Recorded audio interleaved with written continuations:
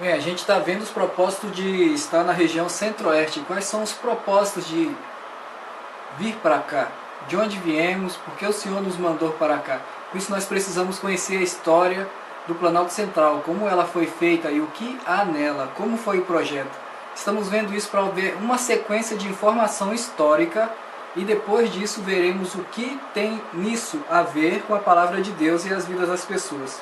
Vamos seguir o documentário para ver isso aí.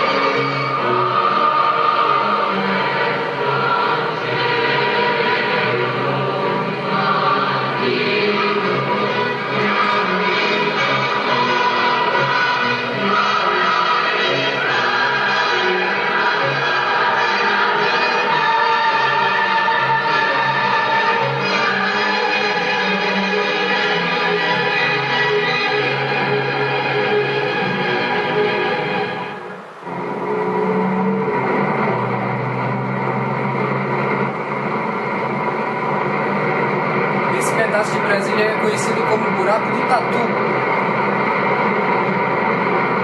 A estrutura de Brasília é formada por dois grandes eixos que se cruzam em ângulo reto: o eixo rodoviário e o eixo monumental. No traçado da cidade, os princípios da técnica rodoviária foram aplicados à técnica urbanística.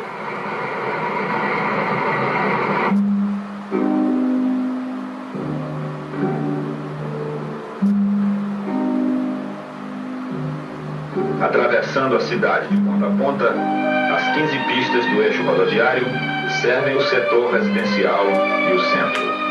Mas é completa a separação entre o tráfego de veículos e o trânsito de pedestres. Trevos e passagens de nível eliminam os cruzamentos. De ambos os lados do eixo rodoviário, estendem-se em sequência contínua as grandes quadras residenciais emolduradas por uma larga cinta arborizada.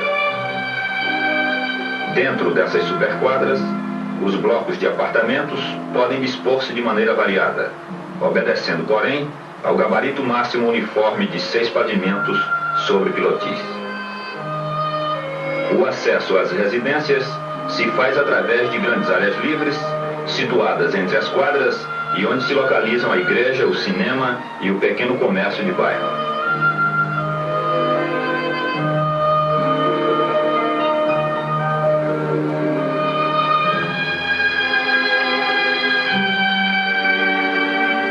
Destinadas a atender às necessidades locais, as lojas têm duas frentes.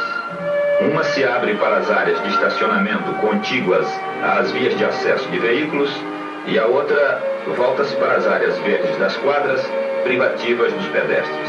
Isso cria o microclima. A superquadra é o reino da vida familiar confortável. Protegidas do tráfego de veículos, as crianças dispõem de amplas áreas de recreio e escola primária na proximidade de casa. 4 superquadras formam uma unidade autônoma de habitação coletiva. 4 superquadras formam uma superquadra, vamos dizer assim. Inclusive um clube de vizinhança. O comércio, o clube no de vizinhança e estágio atual escola. da construção da cidade, poucas unidades estão completas. Os clubes, como as igrejas e as escolas existentes, servem a mais de uma unidade de vizinhança. Em Brasília, é frequente o conflito entre arquitetura e ornamentação, entre a concepção do arquiteto e o gosto do morador. Ainda são poucos os locais de diversão noturna. Existe, por enquanto, um cinema na zona residencial. O centro de diversões será edificado nas grandes áreas libertas de tráfego sobre a plataforma criada pelo cruzamento dos dois eixos estruturais da cidade. Perto dele, localizam-se os hotéis, os bancos e os prédios de escritório. O Teatro Nacional, embora ainda não concluído, já está em funcionamento. O centro de atividade em Brasília veio localizar-se espontaneamente na Via W3, destinada pelo plano principalmente ao tráfego de caminhões. Proibida hoje a esse tráfego, a W3 funciona como a rua principal de uma cidade de província. Essa função imprevista provoca ali os congestionamentos comuns em outras cidades.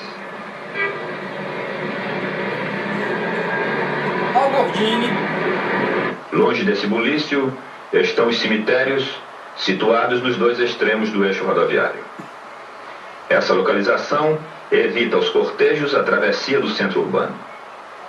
Terão chão de grama e serão convenientemente arborizados, com sepulturas rasas e lápides singelas, à maneira inglesa, tudo desprovido de qualquer ostentação.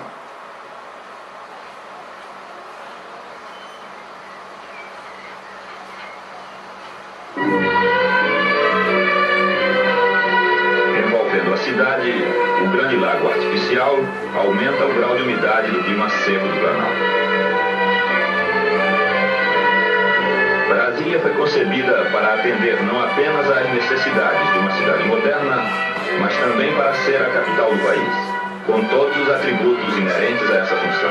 O Palácio da Alvorada, residência do presidente da República, foi imaginado pelo arquiteto como a casa de um homem comum, um brasileiro eventualmente escolhido para dirigir o país. Apesar de seu desenho novo e original, segue o mesmo partido arquitetônico de uma casa grande de fazenda brasileira, com varanda em volta e capela lateral.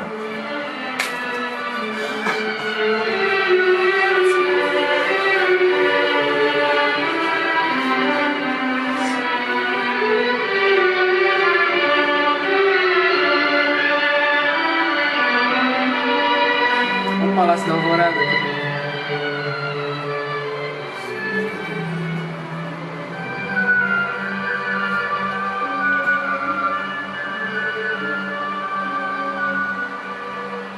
Desde sua inauguração, teve vários moradores.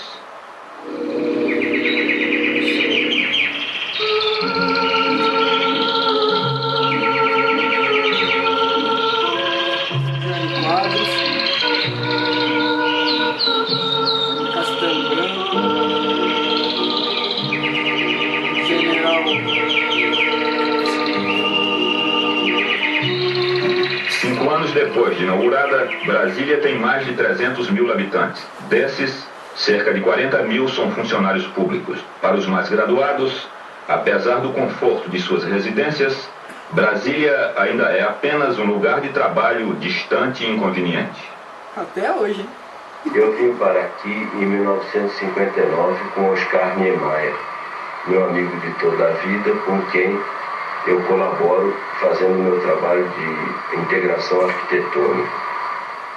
A maior parte dos numerosos intelectuais que afluíram a Brasília, atraídos pelo vulto do empreendimento humano e artístico, deixou a cidade depois que 230 professores se demitiram da universidade durante a crise ocorrida em 1965. Para que todos os escalões do funcionalismo público pudessem conviver numa mesma área de vizinhança, os apartamentos de Brasília deveriam obedecer a 3 padrões econômicos distintos. Eles resolveram ir para Rio e São Paulo. E aquele menino ali, tá quantos anos A minha filha, porque é funcionária, ele também resolvemos ficar. Conforme o plano, a cidade não seria dividida em bairros ricos e bairros pobres. Haveria integração em vez de discriminação, o que não houve.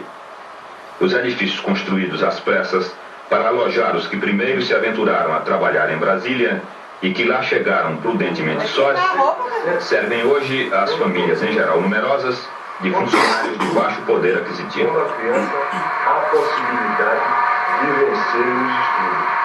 E todas essas escolas são escolas do governo.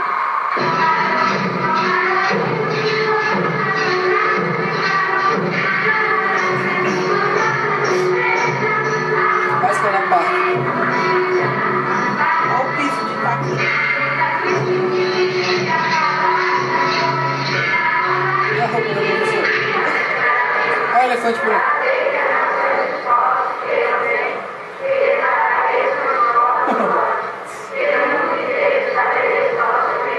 O problema não é problema de saudosismo, não podemos pensar que tudo que havia tem que voltar. A realidade é que acabou. E não tem mais uma coordenação dentro dessa estrutura os alunos estão perdidos porque não sabem o que fazer, o que propor. Que existe um bando de gente perdida andando no corredor, procurando o que fazer. A UNB está todos os professores aqui tudo embora. Sim, isso não há por parte dos professores que Cada ditadura militar. um ânimo tão grande para pesquisar um novo método de ensino conforme a realidade brasileira. Ou se tradicionaliza a escola para ela entrar num esquema normal e voltar a funcionar, quando ela se acaba, se filete, é muito melhor. A Universidade de Brasília, que foi planejada para ser a vanguarda do ensino superior no Brasil e que chegou a funcionar assim, hoje é uma universidade como as outras. Para a maioria de seus habitantes, Brasília é uma cidade como as outras. 2/3 dos que trabalham em Brasília, incluindo os operários que a construíram, moram fora dos limites urbanos.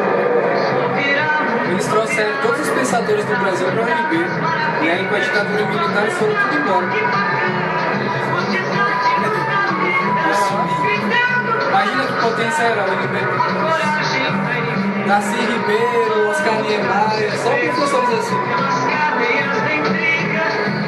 Olha a filha de Taguatinga. Duque Bandeirante. Ah, mas Israel.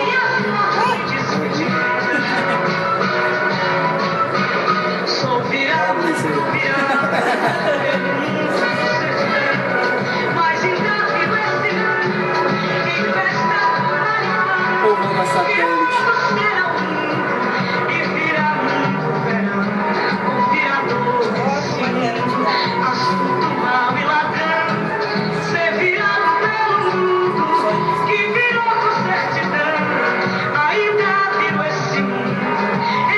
O pai e minha mãe chegou nessa época aí. Esse ano. Meu pai chegou só tinha mãe. Ao fim de uma viagem que dura em média 3 horas, os operários chegam ao lugar onde residem, as chamadas cidades satélite ou cidades dormitório. 3 horas, hein?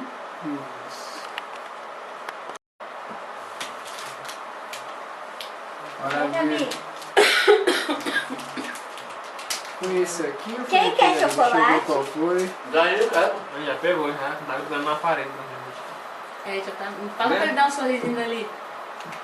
Dá um sorrisinho. Vai começar a soprar. Olha, dá um sorrisinho. Cadê o Jânio? Foi embora. Foi. Eu já fui testar a bicicleta. Mas ele sabia o que eu tô gostando? Sabia? Já começou?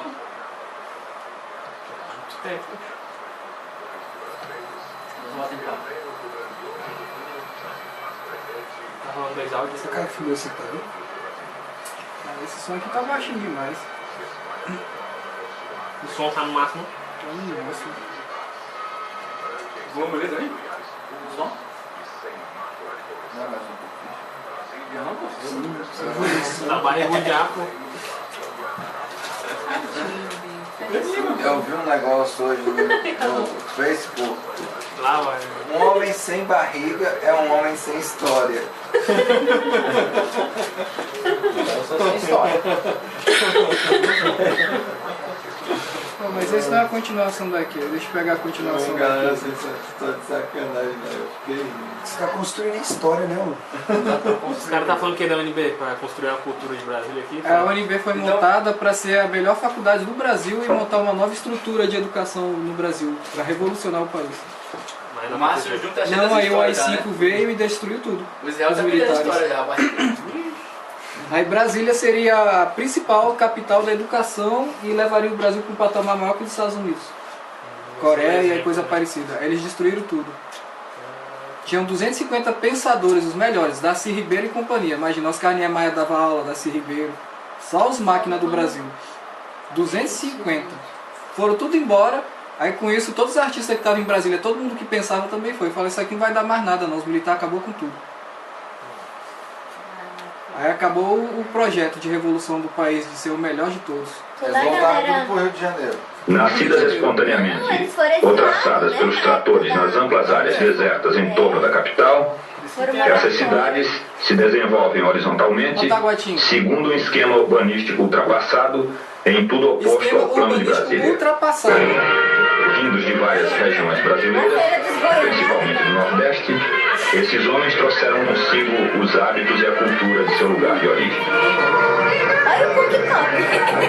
Isso é da nova dos caras que estão mandando esse negócio. Ninguém sabe. Tem essas histórias aí mostrando.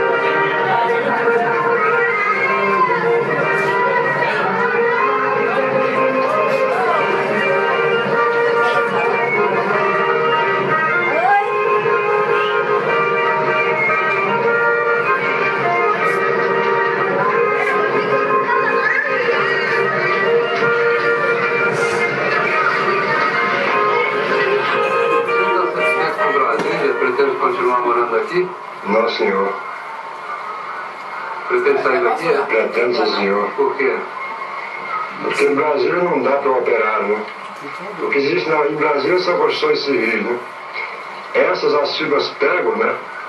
As construções e uma firma resiste a mais 2 firmas, fazem 3.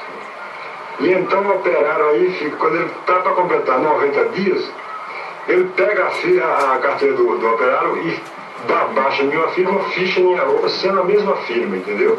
Apenas para não contar tempo de casa, né? E o sindicato não ajuda? Não, o sindicato não ajuda. Injustiça? Em nada, né? Pelo menos para nós ignoramos o sindicato, atualmente. Antes existia o sindicato. Isso é 65, hein?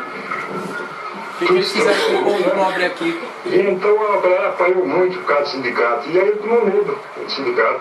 Ele chegou lá, não senhor vai sindicalizar. Ele disse, não senhor, não quero. O que o senhor ajudou a construir aqui em Brasília? Ele construiu o hospital de IAPI, os blocos de IAPI e várias outras construções por aí. O senhor morava onde nesse tempo, quando trabalhava lá? Morava no habitador de IAPI. Por que o senhor saiu de lá? Por que o pessoal saiu de lá? Saiu de lá porque depois que terminou as obras de IAPI, o IAPI dispensou o povo. E lá não havia transporte, então fomos obrigados a vir para Taguatinga. O senhor saiu lá da Paraíba e veio para Brasília por quê? Vim porque lá estava meio ruim essa coisa, dizendo que aqui era uma ação, que era muito bom. Eu vendi tudo quanto tinha e vim para aqui. E aqui o senhor está bem? Aqui não estou, porque lá na minha terra eu não era empregado, aqui sou. E onde é que o senhor mora aqui? Moro na 48, casa 23. Uma dessas casinhas aqui? Essa, senhor. Qual é a casa? Nessa aí. Perfeitamente. O senhor está com a família toda aí? Não estou, mas está para chegar. Já não vem porque o que eu estou ganhando é pouco, não foi possível vir. Cabe todo mundo aí na casa? Cabe, sim, senhor. Quantas pessoas são? 7 famílias, 7 pessoas. E quantos quartos tem na casa? 2 quartos. Grande ou pequeno? São médios, não são grandes nem são pequenos, são médios. A galera que está com 54 Até recentemente, Brasília era o novo centro de imigração interna no Brasil. Na época da construção, o imigrante ganhava 5 vezes mais do que no Norte e 2 vezes mais do que no Rio ou São Paulo.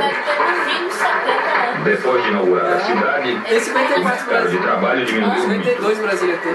Os operários sem emprego E ali é 65. ser em Brasília. Ali já é 65. 45 anos depois.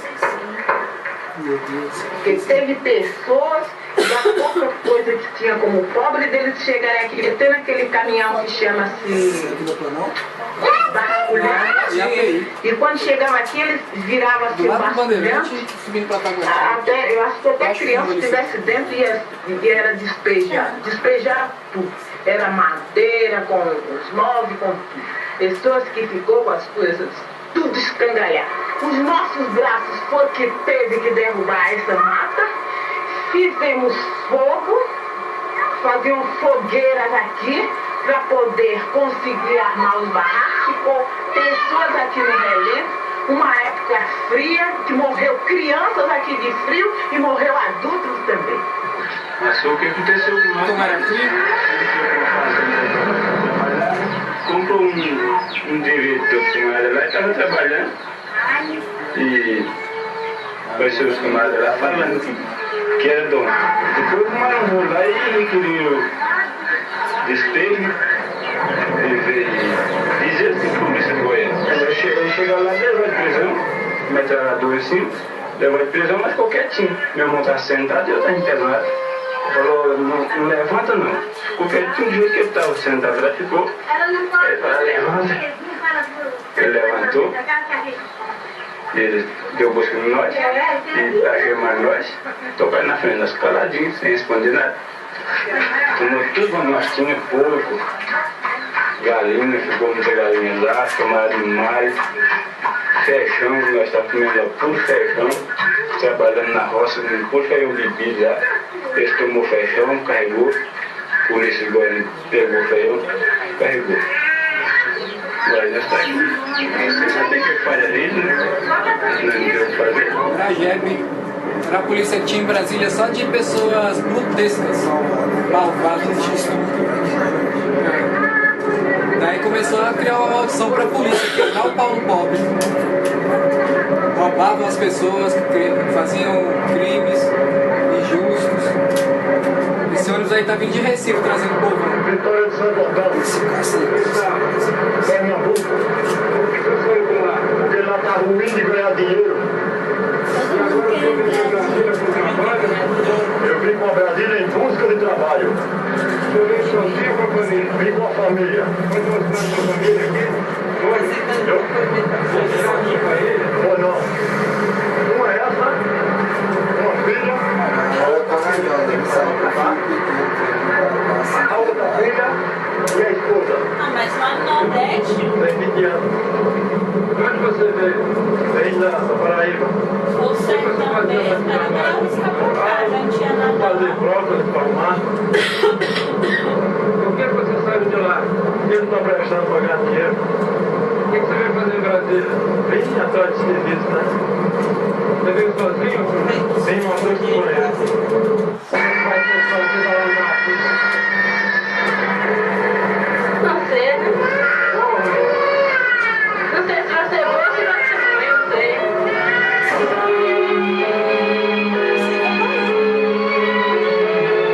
Vixe, 1960 já tivesse essas duas memórias.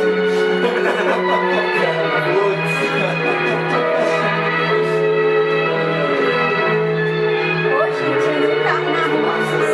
Olha que legal, velho.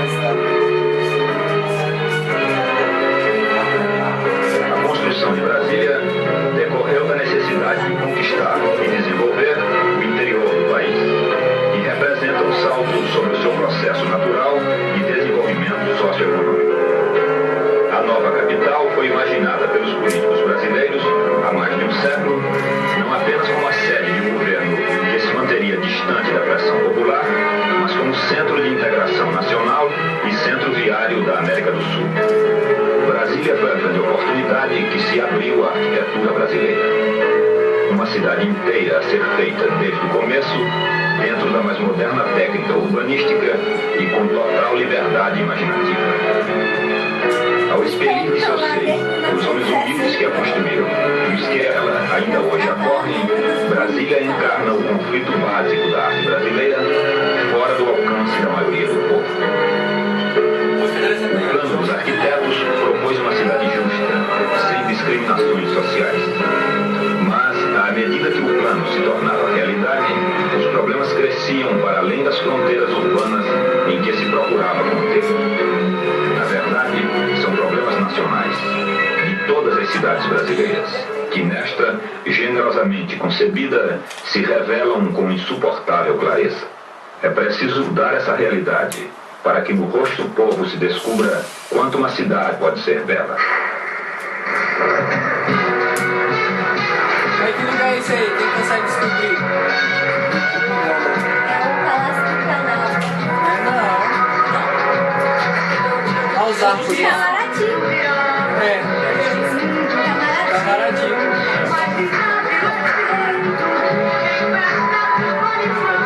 Olha as roupas que a galera trabalha.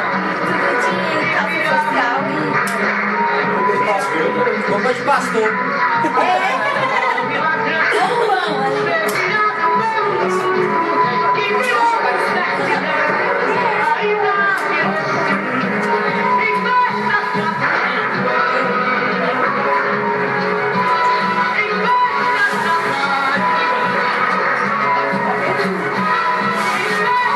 Vocês conseguiram entender entendeu que aquela senhora estava reclamando lá na Vila do API, falando que derrubou a mata, fez isso, fez aquilo? Você consegue traduzir?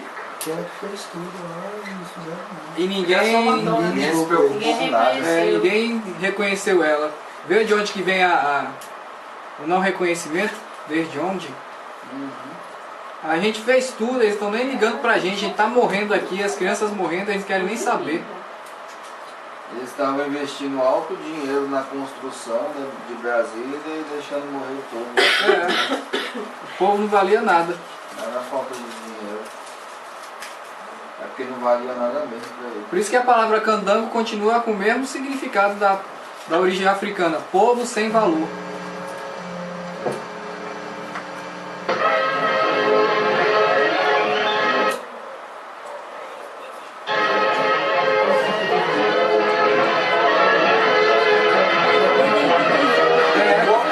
Warner Brothers apresenta o Leão.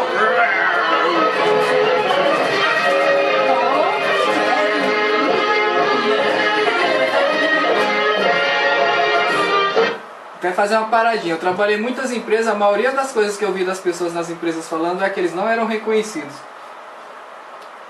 Até hoje. Isso a gente vê é coisa prática em Brasília.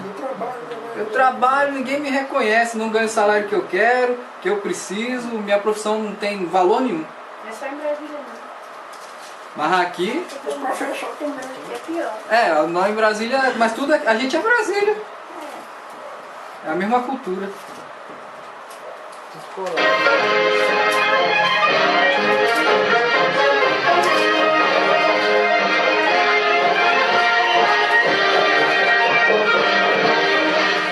De Brasília se pode falar com as palavras felizes do cardeal arcebispo de São Paulo.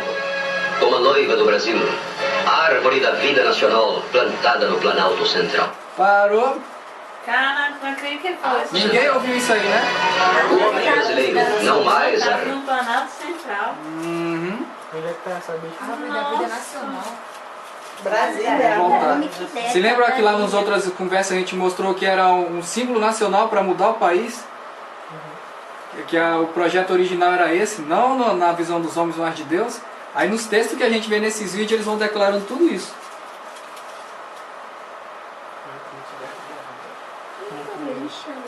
Do cardeal arcebispo de São Paulo. Como a noiva do Brasil, a árvore da vida nacional plantada no Planalto Central. A árvore da vida plantada o homem brasileiro não mais arranha as praias como os caranguejos. Brasília, um polo magnético em Goiás, é afinal a resposta a essa crítica de 2 séculos. E já uma cidade provisória de 10 mil habitantes, construída por iniciativa particular, com inversões superiores a 500 milhões de cruzeiros, estende-se ao lado das grandes obras do governo.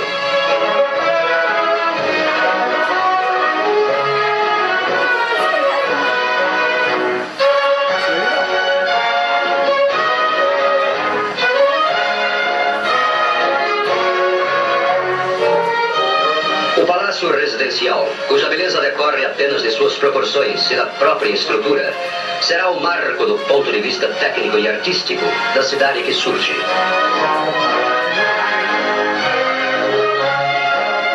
Os longos caminhos da nova civilização brasileira. Brasília a irradiar-se para o norte, para o centro e para o sul. Todo um vasto sistema circulatório de um país, cuja imensidade territorial faz com que a construção de estradas vitais seja uma épica aventura. Traçados os planos de vida ou de morte pelos capitães da pacífica, mas dura batalha brasileira, os pesados engenhos dessa guerra redentora abrem, conquistam, subjugam o espaço. A cidade nova estende os seus braços às irmãs mais velhas.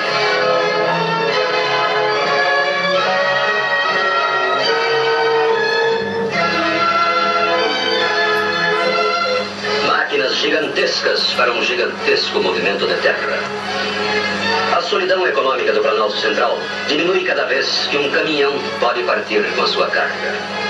Só a estrada entre Brasília e Belo Horizonte tem 730 quilômetros de extensão.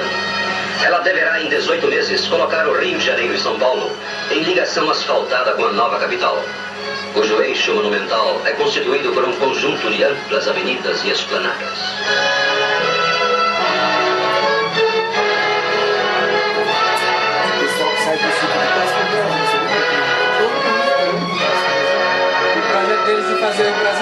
passar aqui funciona até hoje. 25 mil cavalos serão produzidos por uma usina a 3 quilômetros da cidade, que será construída em 18 meses. Somente na bacia deste rio existe água em quantidade suficiente para duplicar o abastecimento atual do Rio de Janeiro. Em Brasília se formará um lago maior que a Baía de Guanabara.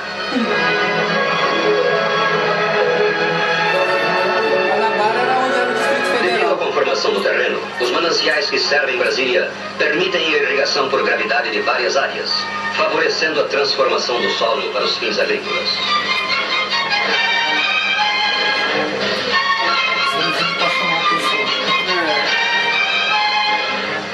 Um banheiro tosco improvisado no campo. Pelo chapéu, lá dentro se encontra um nordestino. Sim, porque às vezes o chapéu vê a cara. Tubos para a instalação da usina piloto, de 600 cavalos, para atender às emergências de construção, antes de se captar as águas do Paranoá.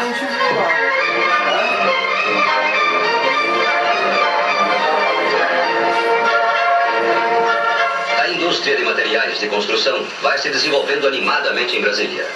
As matérias-primas, inclusive calcário de alto primeiro usina que eles montaram, gente, é ali em cima de uma cidade ocidental chamada mais de Saia 100 Velha. caminhões entram diariamente na cidade. Naquele clube lá.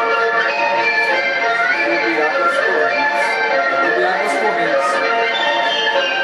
A visão instintiva do povo faz afluir a Brasília operários, artífices, agricultores, comerciantes. As águas ainda correm lá. Os pioneiros da grande imigração do futuro. E se diga que a história não registra outra marcha de conquista tão bem recebida. Para os homens do litoral, Brasília é uma ideia mais ou menos abstrata. Para eles, é a pura realidade. A primeira metrópole a ser construída na idade da aviação. Rio-Brasília no máximo de 3 horas. Há 60 anos, quando se demarcou a sua área, a comissão fez em 3 meses a mesma viagem. Brasília, cidade do futuro, terá como certas cidades clássicas da antiguidade uma medida de graça arquitetônica. Nela, a idade da técnica reencontra a idade da harmonia, virtudes que andaram separadas nesses tempos de eclosão industrial. A cidade está assim fadada a ser um modelo para o mundo.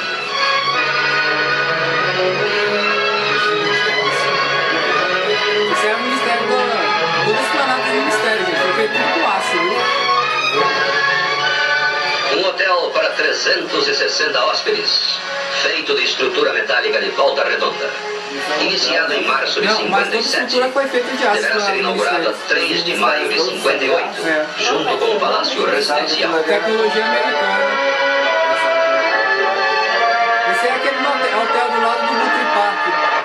Em companhia do Sr. Israel Pinheiro, o presidente da República acompanha o crescimento de Brasília com o fervor de quem já vê concretizado no espaço e no tempo todos os projetos, todas as obras futuras, todo o esplendor e toda a vida da cidade.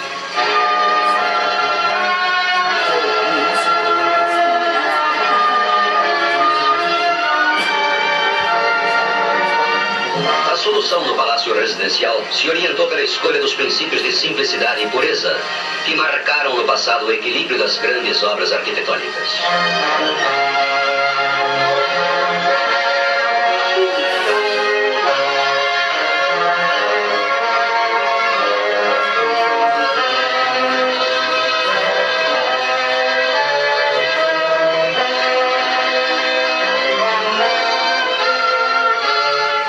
O pão fresco é feito antes mesmo que se faça a padaria.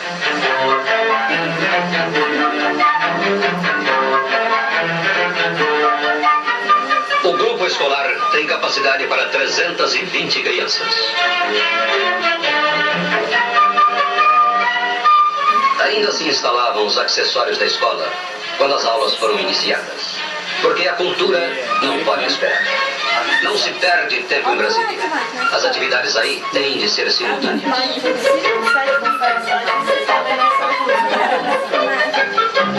Olha lá, menina.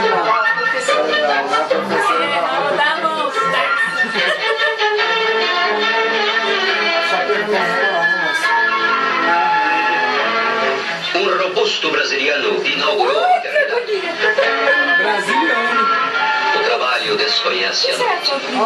O ritmo das tarefas a executar não o permite. E esses operários praticam beisebol com ferro incandescente.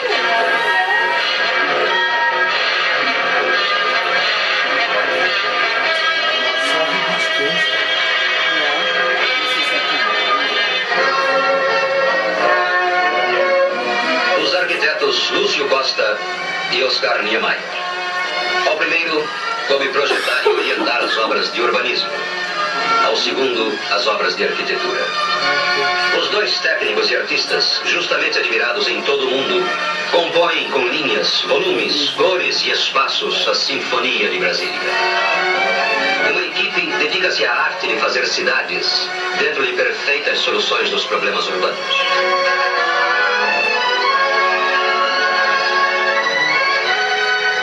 Brasília já existe.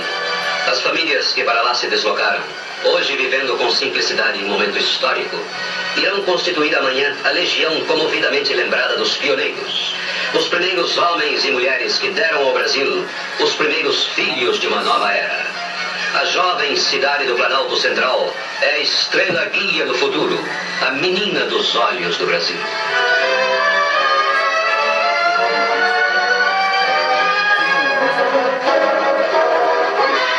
Para trabalhar nessa produtora aí, Atlântida, lá no Rio de Janeiro.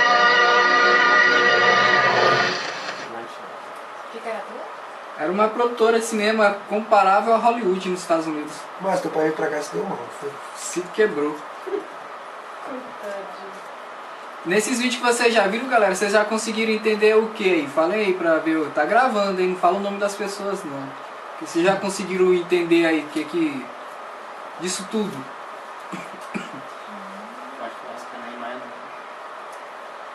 Não, uma das pessoas aqui, cabeça. Eu sei, pô. Ih, não conseguiram entender nada, então vou passar mais um vídeo. Vocês pensarem. Trabalhar mais aí. Bota aí pra trabalhar. Trabalhar mais aí. Não cansar aí. Pensei que já tinham compreendido alguma coisa, gente. Então vamos ver mais aí.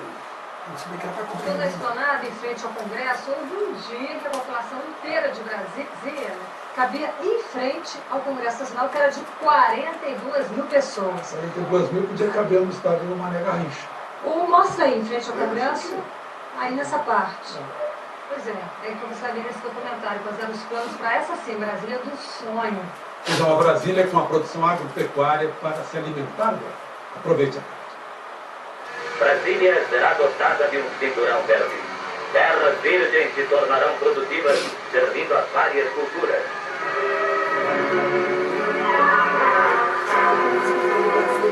Esse terreno já está preparado para receber 1 milhão de pés de eucalipto.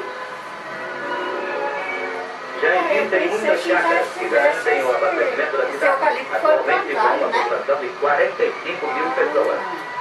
A nova CAP está facilitando a concessão de terras para a formação de novas chácaras. Este é o Riacho Fundo, que deu nome à grande modelo G4. As suas águas correm perenemente, irrigando a cidade de terras dessa granja. Granja número 4. Modelo 4. Também a pecuária, especialmente a criação de gado leiteiro, vem sendo estimulada. A avicultura encontra um campo propício e adequado ao seu desenvolvimento. Aves e ovos consumidos pela atual população de Brasília são quase todos de grandes locais. Não há exagero em afirmar-se que a alimentação da futura capital não constituirá problema, tendo em vista os cuidados dispensados desde agora a essa questão.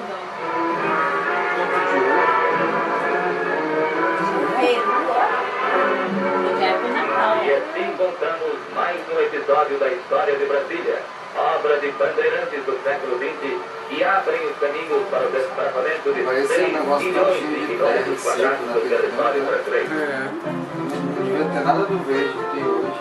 Viu a ideia que eles tiveram, gente? É ter um cinturão verde ao redor da cidade, não em torno, cidades satélites. Entendeu? Ia ser um setor de produção. A gente vai chegar lá para ver o que aconteceu de errado, mas assim, o projeto... É porque eles fizeram um projeto e o projeto não deu certo. É porque eles trouxeram muito tempo para fazer rápido e o pessoal não foi embora. Não, mas tem mais coisas, vocês vão O ver. pessoal se multiplica mais que coelho, cada um. Mas agora vocês... Aí é bom que para vocês pensar o seguinte, vocês vão trabalhar em projetos de transformação em cidades. O que é que Deus vai mandar fazer e o conhecimento que vocês têm sobre isso? O que é que pode dar errado na sua boa intenção? Entendeu? Eles fizeram um projeto para ter uma boa intenção, só que deu errado. Olha o caos que é hoje, 52 anos depois. Quantas pessoas morreram em injustiça? Através de injustiças. Por causa da boa intenção que não deu certo. Quantos jovens assassinados, quantos assaltos, quantas pessoas usando drogas, tudo de errado. O que deu errado? Aonde que teve o caos? Então, quando você trabalha com transformação de cidade, você tem que ter esse conhecimento todo. E esse conhecimento todo quem tem é Deus, viu? Eles tinham boa intenção, mas eles tinham má intenção de não ter o povo que trabalhou nas obras junto com eles, ou em volta deles. A gente vai ver isso, bora ver se é só isso. Aquela senhorinha lá tava falando, a primeira coisa que fizeram de injustiça com ela, qual foi? Não reconheceu. Na verdade não ajudaram ela, não deu assistência. E o que era dela, né? Então não era o problema dela estar aqui, é não reconhecer a pessoa que veio construir. É o problema maior. Mas eles não reconheceram porque eles não queriam isso lá mesmo. Não, mas o reconhecimento está mais longe que isso. Porque eles fizeram uma cidade pra galera do Rio vir toda pra cá, mas as pessoas que vieram construir, eles não tiveram nenhum planejamento dessas pessoas que vieram pra cá construir. Tipo, vem pra cá construir e elas se viram. Eu não poderia dar muito dinheiro para essas pessoas pagarem elas bem, para elas voltarem para suas terras de origem e abrir uma empresa, melhorar a fazenda, o sítio, a chácara. Então se eu não reconhecia, elas não ganhavam nada. Todas vieram com a intenção de ganhar dinheiro. Ninguém queria. E mesmo assim... Queria morar, viver aqui, né? Queria, na verdade... Você quer saber quem eu sou, sendo que você não sabe quem você é. Exatamente. Quando você se aprofunda nele, é a revelação que a pessoa tem.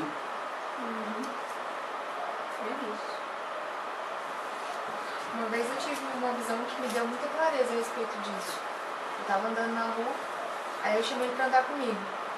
Aí eu vi uma pessoa do meu lado andando comigo. E aí ele começou a me mostrar algumas coisas. Ele me mostrou e eu vi vários códigos genéticos, assim, como se fosse, desse pra ver, um monte de tatuagens, assim. E aí eu caminhando em direção a ele. E ele era como se fosse um grande sol com braços e pernas, um sol, muito sol. E à medida que eu chegava perto dele, a minha pele ia ficando transparente e ia tendo clareza a respeito desses códigos, desses escritos que estavam dentro de mim. Aí ele falou o seguinte: à medida que você se aproxima de mim e que você me conhece, a minha luz vai dando clareza a respeito do que você é. E a revelação que você tem de mim é uma revelação pessoal. E que a gente tem a mania de fazer o que? Deus pra mim é isso, isso e isso. Então pra você ele deve ser da mesma maneira. Só que ele falou que não. A revelação de quem ele é pra nós é pessoal. E de quem nós somos também é uma revelação individual e pessoal. Eu acho que é essa figura que traduz isso. Que é a questão de que a gente vai se aproximando dele e a luz vai iluminando quem a gente é. É isso, é a luz. Aí, quem não lembra lá das primeiras lições lá que a gente estava vendo, aí o que gera? A gente está dentro de um local que as pessoas não se reconhecem e não dão reconhecimento. Brigas, sinais, condições, classificações,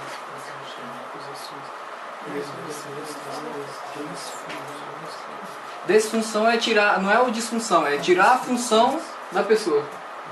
Infelicidade. O edifício não é construído, o edifício de Deus.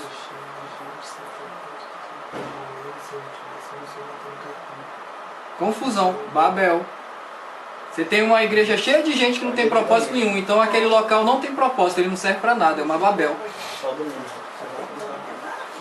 As pessoas vão lá bater cartão, cantar a musiquinha e ler um pedaço da palavra de Deus e voltar para casa. É uma Babel, não serve para nada. Levantar a mãozinha, só isso. Uma Babel. Não funciona para nada. Como a gente viu nos primeiros vídeos aqui, tem local para tudo. As construções de edifícios tem para cinema, para escritório, então esse local é um local que não tem nada, não serve para nada. Vamos ver agora a inauguração de Brasília, 1960, a festa. E a história de tudo que aconteceu. Como é que foi na verdade?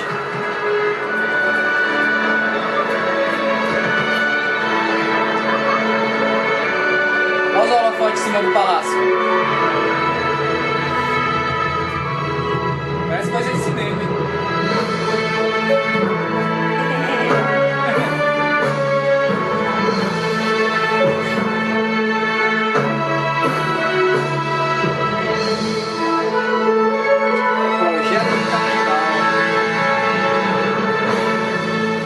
Chora não, mãe.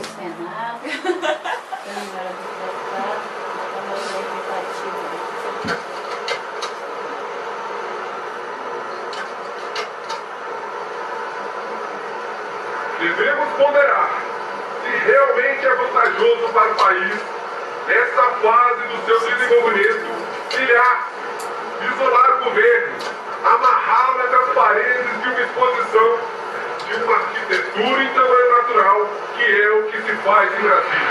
Olha só, viu a discriminação? A realidade constante é o fato consumado de crimes terríveis nessa altura, a nação brasileira recuar esse grande impedimento praticamente concluído. São os políticos do Rio de Janeiro recusando ir para Brasília. Está sendo disparatados pelos fatos. Cidades novas estão surgindo, todo o Planalto Central. Estradas estão sendo abertas, pavimentadas, enfim, marcando na realidade a vitória definitiva dessa grande ideia, dessa iniciativa. Eu não sou lindo nem nada, não tenho orelha furada, nem usar cola pendurada no nariz. Não uso tanga de pena, se minha pele é morena.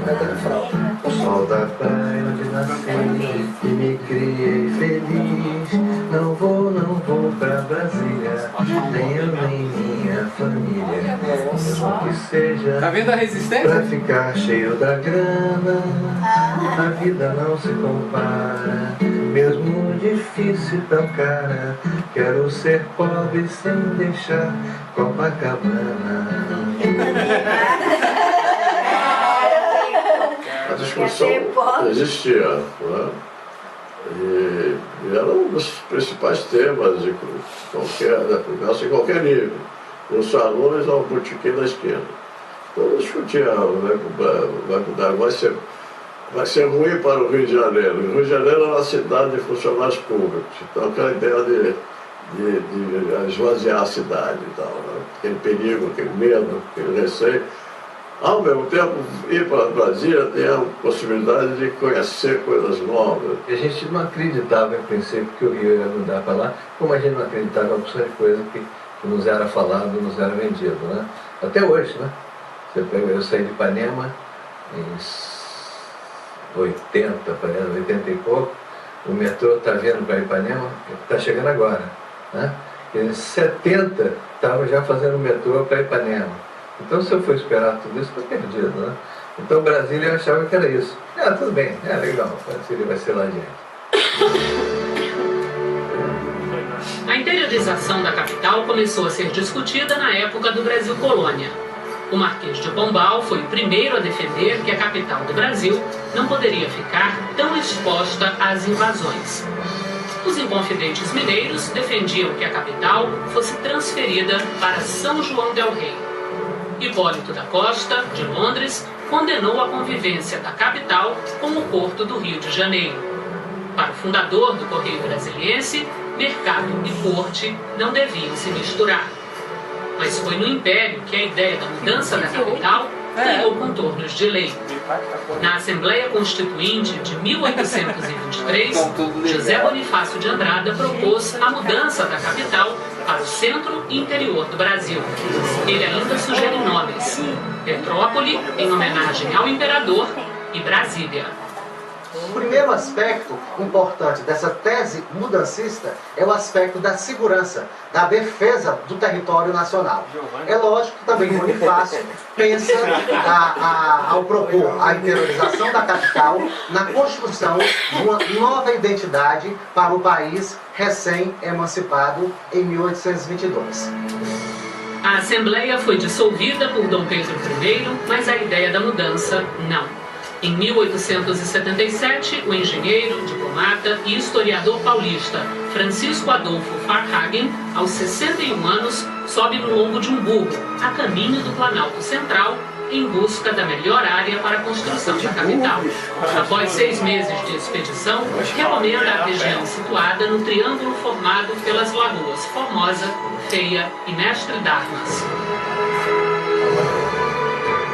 Constituição Republicana de 1891.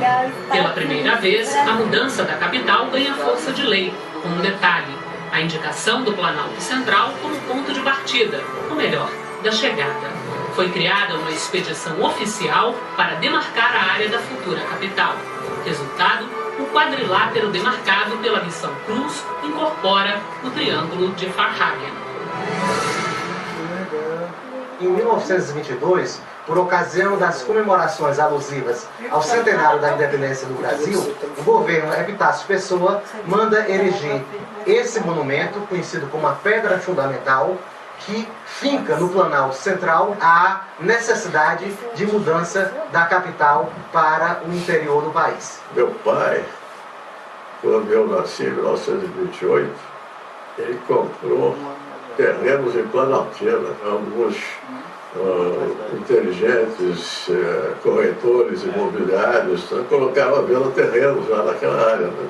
Compre o terreno lá, no que vai ser a nova capital da República. Imagina só, 80 anos atrás. Né? Em 1928 o cara comprou. Nas constituições de 34 e 46, a mudança continuava lá. Até que, finalmente, Juscelino Kubitschek, ainda candidato a presidente, promete cumprir a Constituição. Foi apertado. Ele estava fazendo um comício em Jataí, no interior de Goiás. Uma partida lá do comício dos pré-ex, que chama-se Antônio Manuel, vulgo Toniquinho.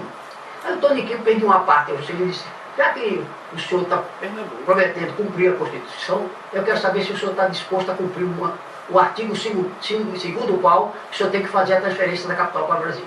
Aí o Juscelino foi apanhado de surpresa. Eles não esperavam por aquilo. Disse: olha, se eu acabei de dizer que vou cumprir a Constituição, e se esse artigo está na Constituição, eu vou construir Brasília. Aí se apertou. Promessa cumprida. Juscelino Kubitschek toma posse e encaminha projeto de lei para o Palácio Tiradentes, sede da Câmara dos Deputados. 5 meses de discussões e a lei é sancionada em setembro de 56. A nova capital está registrada, o nome Brasília. E foi criada a nova CAP, órgão do governo com amplos poderes para construir a nova capital. A sorte foi lançada. Para o DN, maior partido da oposição, o enterro político de Juscelino. Que eles esperavam, hein? Eu que assisti os debates aqui, verificava claramente que a maioria da Câmara resistia à mudança para Brasília, pelo menos impressa. Se fosse para outra legislatura, até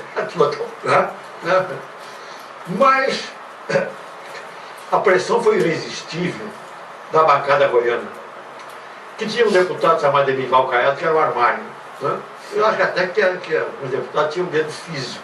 Né? E esse era um fanático pela mudança. Caiado. E aí o pessoal do DN pensou o seguinte: isso depois o próprio Marcelo. Caiado, Parece o Brizola, não parece? Aí eles aprovaram. Não ia todo mundo votou a favor do Brasil. Porque ninguém acreditava. Falou assim: Brasília vai ser o cemitério do Brasil. Que ele não vai conseguir fazer, vai ficar. Vê a maldição que eles colocaram lá atrás.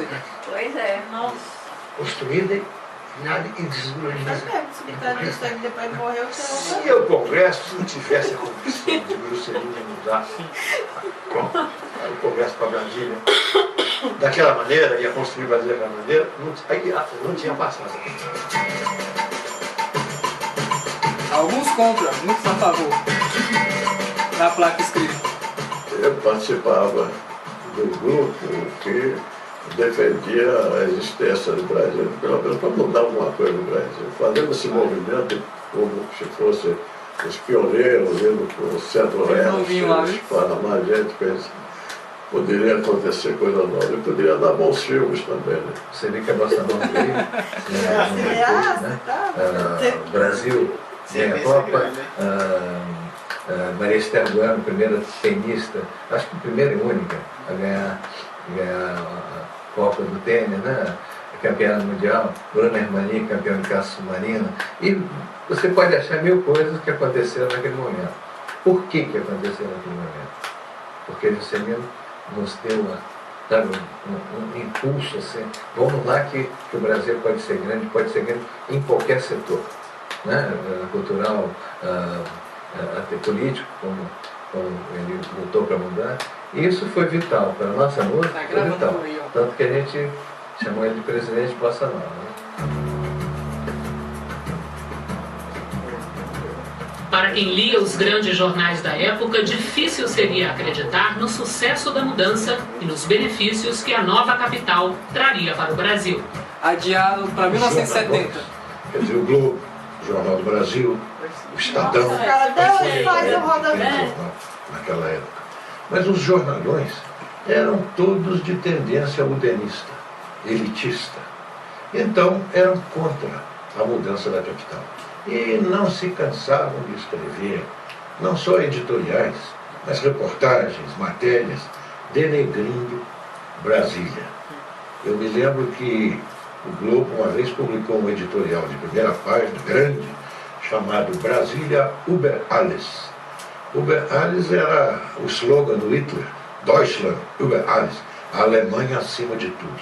Então o Globo arrasava com Brasília e muita gente ficou contra a capital. No Palácio Tiradentes, os deputados dividiam-se em dois grupos, mudancistas e antimudancistas. O Brasil, que era da UDN, era contra a mudança. O Brasil, que era do PSD, era a favor. Salvo raras exceções, né? Tinha muitas pessoas que achavam que era uma loucura transferir isso. Um debate parlamentar intenso, inteligente, às vezes ofensivo por parte do Carlos Lacerda, que era um orador terrível. O Lacerda exagerava. E exagerava e ficava com raiva.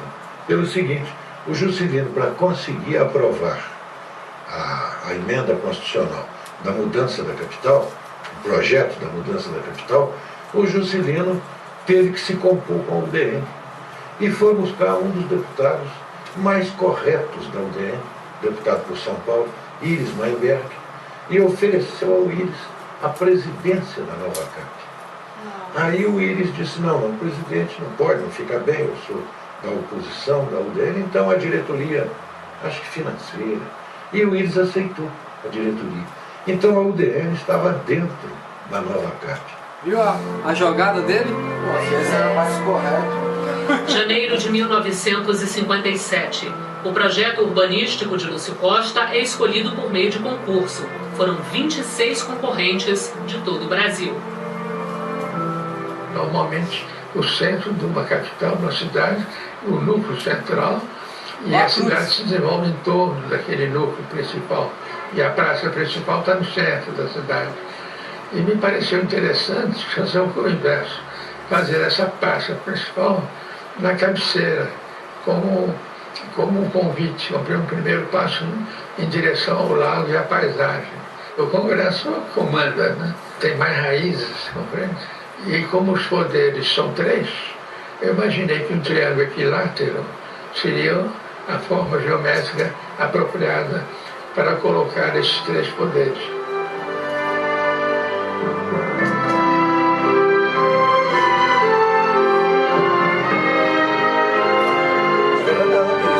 A Trindade.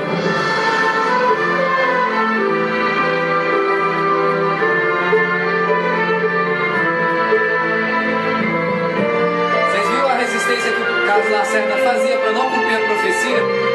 Lá de Dom Bosco ainda. Como que os homens são usados para bloquear o projeto de Deus? E o Globo. No Palácio do Catete, sede do governo, JK sanciona a lei de autoria do deputado Emival Caiado, que fixava a data para a transferência da nova capital, 21 de abril de 1960. 2.500 pessoas já trabalhavam na construção de Brasília em regime de 24 horas por dia.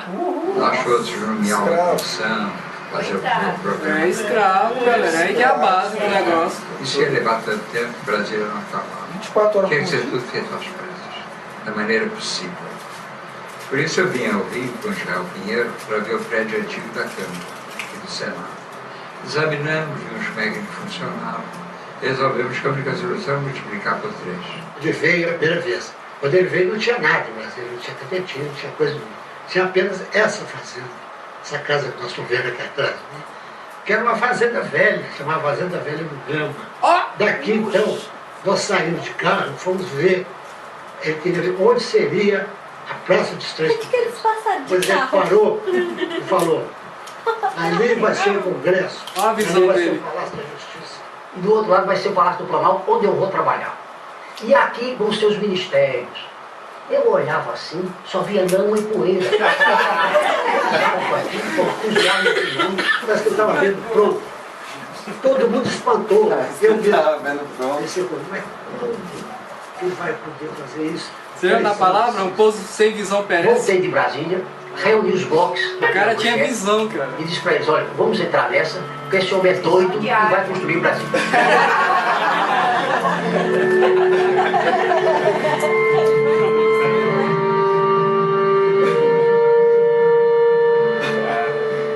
O próprio Marechal Lott, que estava na comitiva, chegou a falar com ele, presidente, se me perdoa, eu dou todo o apoio, mas eu não estou achando que vai ser difícil fazer essa cidade. Falo com ele pessoalmente. Vou fazer, mas vou fazer, só deixa a responsabilidade pé de pé. Vou fazer essa cidade. Que pressão. Que pressão em cima do cara, hein? Por isso que ele botou o corpo trabalhar 24 horas. Aí ele ainda ia comer junto com um deles para não dizer que estava escravizando.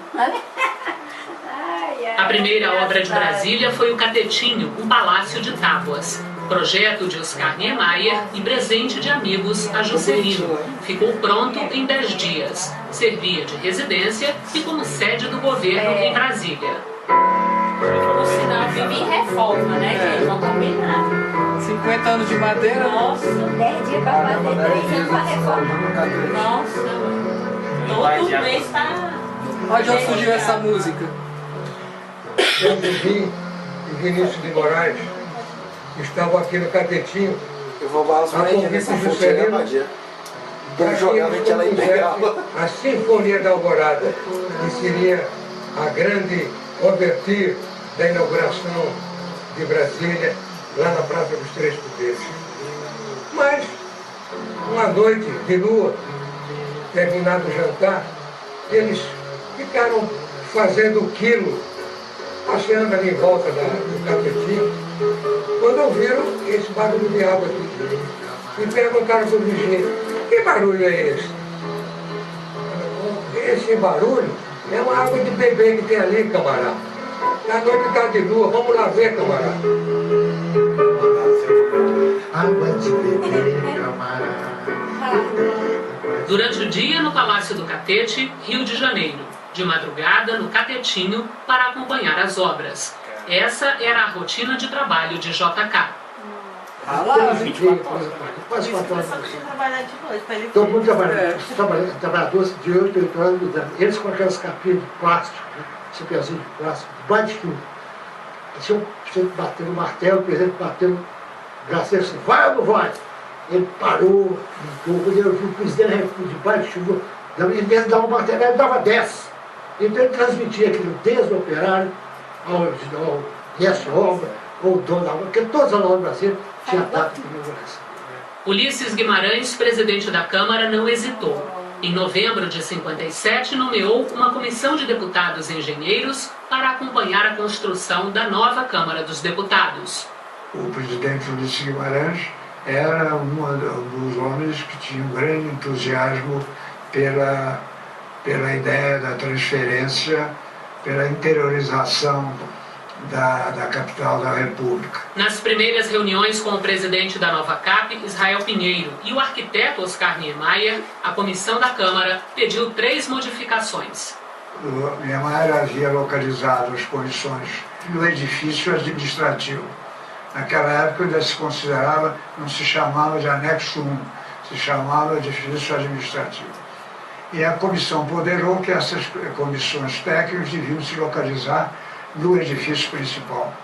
Foi então feita a transferência. A outra sugestão dos parlamentares foi no sentido de que o plenário da Câmara ele havia sugerido poltronas, mas a comissão ponderou que se tratava de uma Assembleia Legislativa e que, portanto, deveria ter, além das poltronas, ter as respectivas bancadas. E mais, a terceira, que eu achei mais interessante, é que na fachada do edifício da Câmara, que é paralelo ao eixo rodoviário, ele fez embutir mais um pavimento, já que a comissão ponderara que os secretários da mesa da Câmara, os 4 secretários, deveriam ter os seus gabinetes.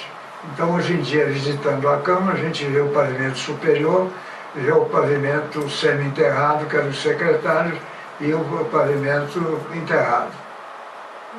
Em 1959, foi criada a comissão responsável pela transferência da Câmara para Brasília.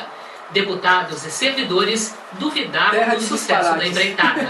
Não faltavam críticas à construção da nova capital. Havia um engenheiro, líder católico, jornalista também, escrevia no Diário de Notícias, chamado Gustavo Corsão.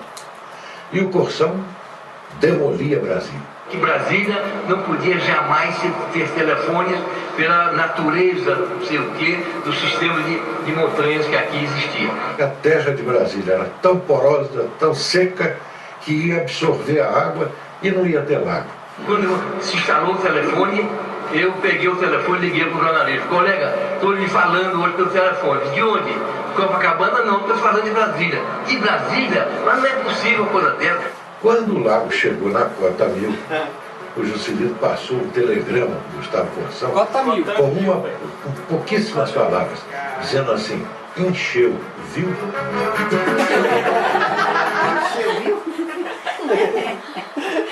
UDN e PSD também travavam verdadeiras batalhas políticas no Palácio Tiradentes. Brasília estava nascendo e o ano eleitoral se aproximava. Uma CPI para investigar a nova CAP poderia facilitar a vitória da oposição. Havia muitas acusações contra Israel Pinheiro, mas ele comandou a posição de Brasília arbitrariamente, vamos dizer assim. Ele tinha de ter poder amplo, porque senão não faria a obra no tempo meditado. Brasília não podia parar um minuto. Então chamava minha mãe, chamava Israel, chamava o engenheiro, chamava o outro da outra hora. Tinha que ir na comissão. Era obrigado a não ir. Aí parava o Brasil. Numa das tentativas, o primeiro secretário da Câmara, deputado José Bonifácio, da UDN, conseguiu recolher 3 assinaturas além do necessário para dar início à CPI. Foi quando o Antônio Carlos Magalhães fez uma jogada sensacional, porque ele chamou um deputado da UDN de Sergipe. Então o cara chegou perto dele e falou: você quer fazer um bem nesse livro? Pega os nomes da comissão que nós precisamos saber. Nós fomos para o apartamento da outra casa e ele foi no apartamento do Zé Bonifácio, que era também lá em Copacabana.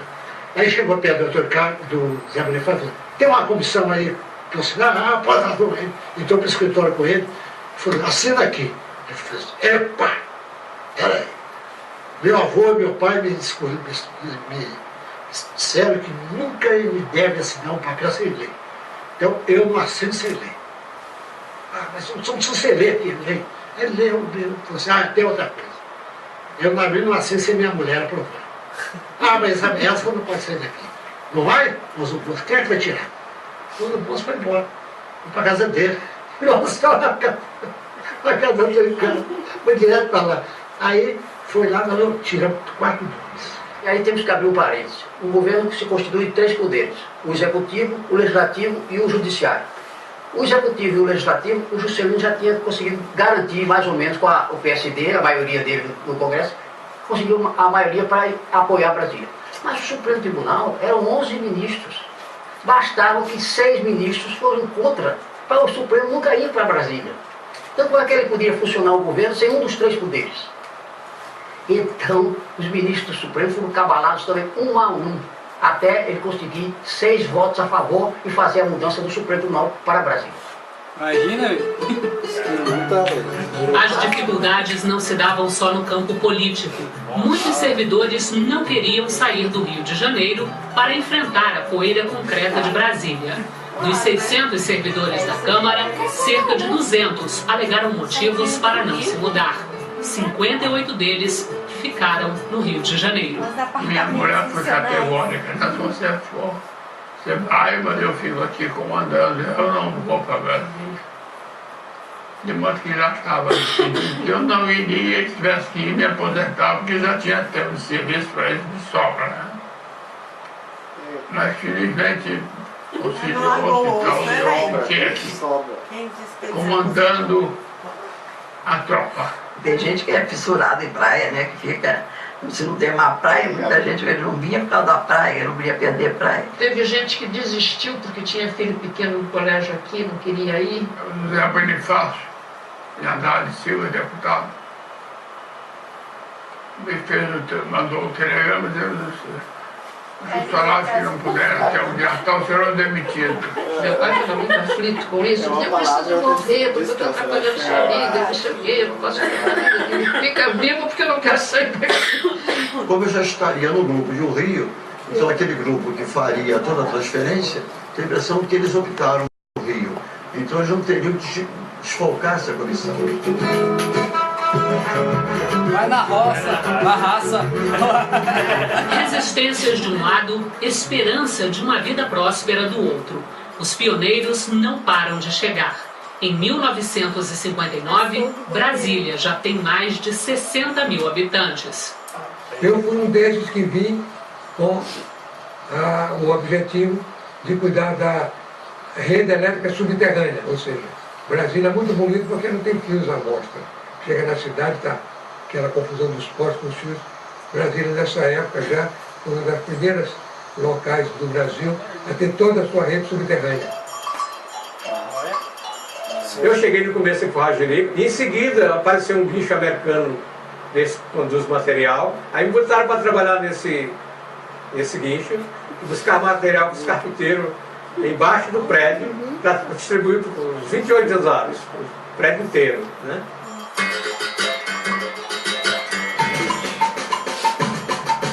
Começou a chegar gente do Brasil inteiro. De Minas, de Goiás, pastor de Goiás. Quero passar pelo Goiás. De Minas vem muita gente. E do Nordeste. Eram 3 pau de arara que saíram da minha cidade. Nós viemos, passamos 12 dias de viagem. Com 6 dias acabou a comida e ficou mais 6. A gente se refazendo no caminho com aquele que tinha um pouco. Passando até fome nessa cidade. Dormir debaixo do pau de arara. E chegando aqui em Brasília, nós fomos recebidos no acampamento da Construtora Nacional. E logo em seguida, já fomos sendo contratados. Quase as 3 carradas juntas, só no Congresso. Eu vim de Ouro Preto para Brasília em 1958 e já nesse tempo, aqui mesmo no Catetinho, eu já estava pousando avião. O problema aqui no começo é que você não podia acreditar que com 3 anos e meio você pudesse terminar isso aqui. A chegada da gente aqui em Brasília foi assim, um pouco impressionante para quem não... Porque era tudo, quase tudo mato, né? Terraplanagem e deixar a gente meio um pouco curioso. E obras, muitas obras. 7 da manhã era a hora dos operários já estarem no local, começando o seu trabalho. E a gente acabava sempre meia-noite, 1h, 1h30, todos os dias era assim. A gente trabalhava feito um maluco, e debaixo do chicote do Israel, que exigia de todos o máximo, apesar do seu coração imenso, nunca vi um homem com um coração tão grande. Ele sempre estava disposto a ajudar, mas era com mão de ferro. Um mês tem 240 horas, eu cheguei a fazer quase 500 horas no mês. Para você ver como trabalhamos muito aqui. Viu de onde vem essa base que a galera vive aqui? Ninguém vive, só trabalha. 500 horas por mês. Por isso, se você ficar em casa e assistir televisão, seu pai vai falar assim: vai trabalhar, vagabundo! Pois é, porque já passou por muita coisa. Fez 500 horas aqui, não sabe nem o que é vida. É escravo até hoje.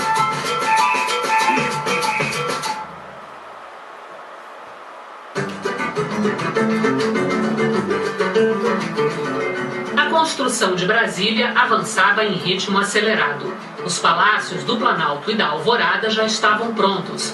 O presidente da Comissão de Transferência, deputado Neiva Moreira, trabalhava arduamente para convencer deputados e servidores a se mudarem. Para ele, Brasília só passaria a ser considerada a nova capital com a Câmara instalada e funcionando no dia da inauguração. Deputados e servidores foram convidados a conhecer a nova capital e os apartamentos disponíveis para mais de 1000 famílias. Quando nós saltamos no aeroporto, que eu olhei em direção de Brasília, eu levei um susto. Eu olhei assim, vi as duas torres do Congresso, né, os duas cumbucas, as torres, e depois uma massa compacta de edifícios que não acabava. Dava a impressão que era uma cidade colossal. Para alguns, você não tinha certeza até da existência de Brasília. De tal maneira, havia uma oposição intensa à política, né, que apaixona, levava a ideia de que havia muita coisa fantasiosa, que não existiria, seriam só truques fotográficos. Nós chegamos perto, um prédio aqui, o outro lá longe, mas a posição do aeroporto dava essa ilusão de uma coisa muito compacta, muito mais do que era na realidade. Essa visão eu nunca esqueci. Digo, Brasília é uma ilusão, foi a coisa que me ficou. Brasília é uma ilusão. Eles não acreditavam. Um descampado, né? E de repente tinha já o Lago Paranoá, estava enchendo, né? E as obras, as coisas principais do Congresso, foi um impacto. No meio do nada apareceu uma cidade, né?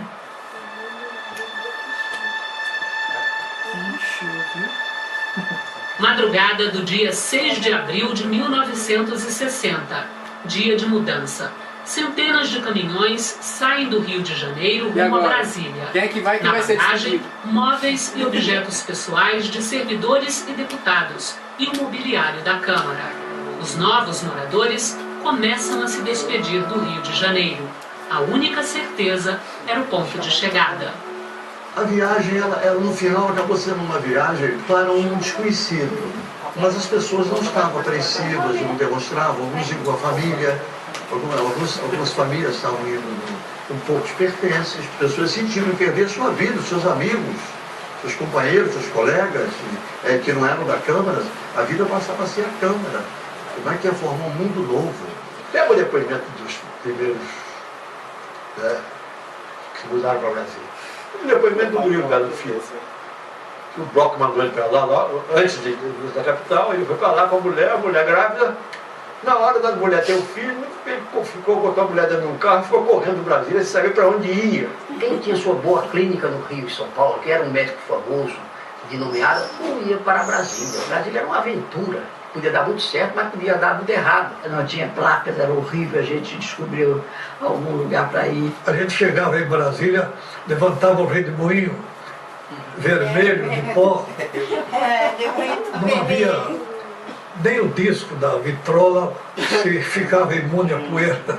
Uma vez fui passear no Rio de Janeiro e lá chegando numa feira, eu vi no frasco poeira de Brasília. Na mudança não era visto nem dentro, a sessão que apagava a luz, nós tivemos que acender dela para continuar a sessão. Havia os entusiastas, havia os otimistas, havia os descontentes, os descrentes, haviam aqueles que estavam extremamente irritados.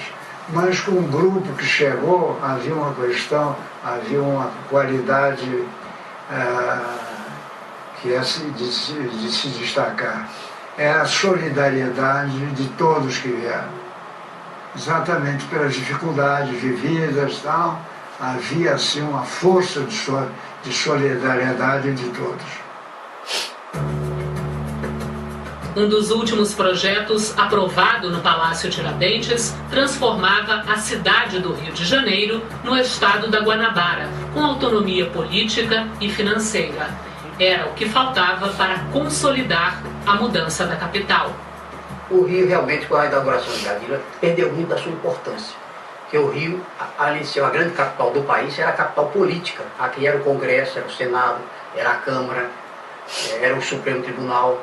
De uma hora para outra, isso tudo se mudou para Brasília. O Rio de Janeiro tinha hospitais federais, o Rio de Janeiro tinha escolas federais, os outros estados não tinham o mesmo tratamento. Bastante viver sozinho, né? Porque antes era um apoio no Distrito Federal, era apoiado no governo federal.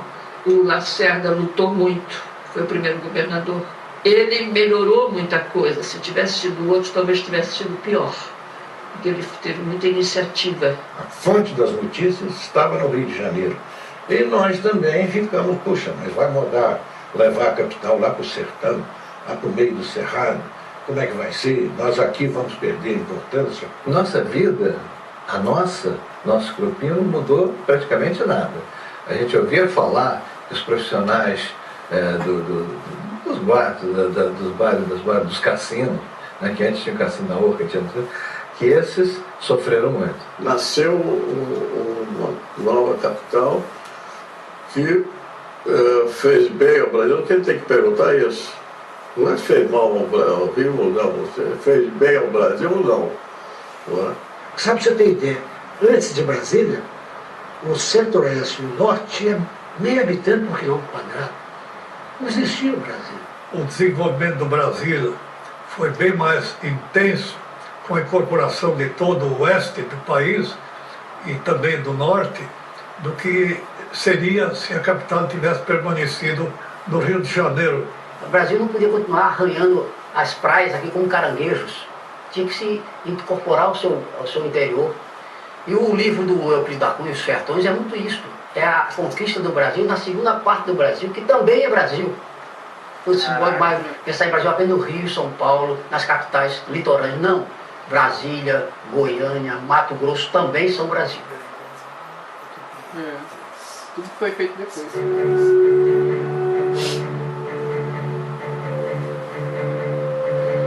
Quando eu vejo isso aqui hoje, eu fico pensando, primeira vez eu como deputado de treino naquela, eu vinha fazendo a cabeça, será que eu vou conseguir fazer um discurso naquela cúpula ali?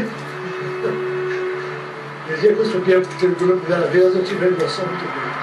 É com emoção que declaro instalados os trabalhos do Congresso Nacional em Brasília, a nova capital da República.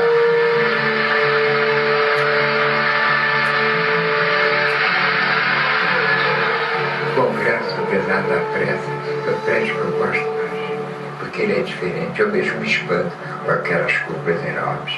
Eu me lembro quando o Corbusier chegou lá e subiu a rampa, ele disse: aqui tem invenção. Eu fiquei satisfeito. Aqui tem invenção. Quanta coisa já aconteceu. O Corbusier falou e ele ficou alegre.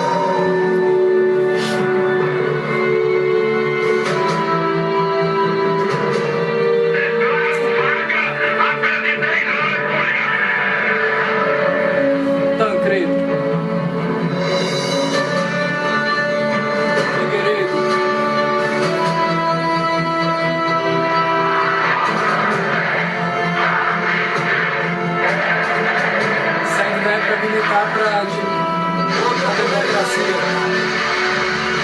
Aí Ulisses, em 56. Prometo manter, defender e cumprir a Constituição, observar as leis, promover o bem geral do povo brasileiro.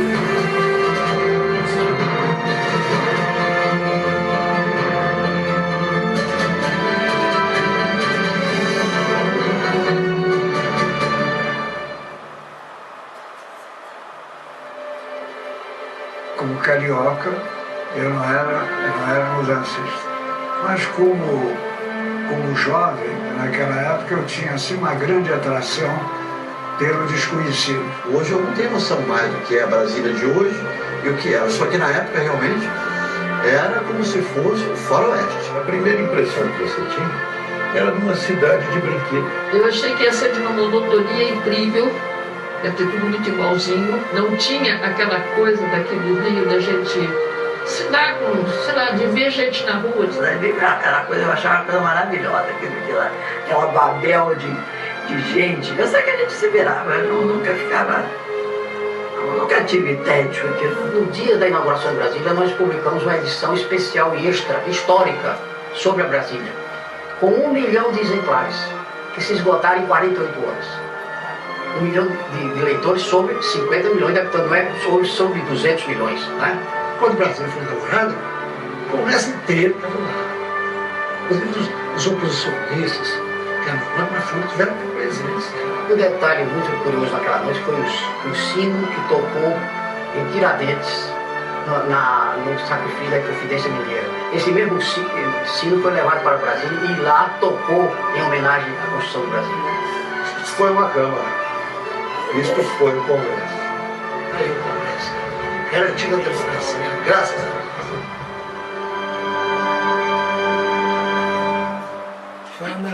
Não é legal ver a história compacta para entender as coisas? Pensa que veio facinho pra cá, né? É, a gente pensa, veio, construir e pronto. Aí não vê o conjunto de história que tem por trás disso tudo. Que briga feia. A briga. E o que é que tem atrás dessa história toda? Porque atrás dessa história toda ainda tem mais coisas. Eu fico pensando no desgaste lá de Juscelino, cara. Tem que ficar negociando com um, com o outro, Tem que pegar, vir supervisionar as obras, não sei o quê. A resistência e o estresse todo desse negócio. Você vai construir assim. Cara, tinha visão. Mas tá vendo como que é a visão, como é difícil concretizar a visão? Nas próximas semanas a gente vai ver as continuações de muito mais coisa, gente. Mas tem muita história interessante ainda. A história de Brasília nem começou com 50 anos. Ainda bem que nem faltou dinheiro, né, pra construir. É, e o pessoal lá, eles faziam matérias falando que acabou o dinheiro para induzir o povo a pensar que não ia ser mais construída. E foi colocada uma data fixada para entregar a Brasília. Ou seja, se ele não conseguisse terminar o básico dela, acabou o sonho. E foi 21 de abril de 1961. Então conseguiu? Não, tchau, acabou. Vai continuar no Rio de Janeiro. Tinha altos interesses por trás, gente. Muito dinheiro, muita acomodação. Se lembra lá o cara falando, Hospital Federal tinha em João Pessoa, tinha em Recife, tinha em Manaus? Não, só tinha no Rio. Nem em São Paulo tinha. Escola Federal, faculdades boas? Rio. Tudo Rio de Janeiro. O resto do Brasil que se lixe. Mas essa história aí lembra muita coisa, velho. Nossa. Muito forte pra tudo. Ele falando, eu fiquei pensando em relação ao que... Viajando aqui em relação ao mesmo sentido do projeto que Jesus tinha lá na época, lá quando ele foi chamando cada discípulo. E depois que ele morreu, ele ficou... A mesma coisa que aconteceu com o pessoal lá do Rio de Janeiro. Se acomodou lá no Rio de Janeiro. Os discípulos se acomodaram em Jerusalém, ninguém queria mais sair de Jerusalém. Não queria dominar o território inteiro.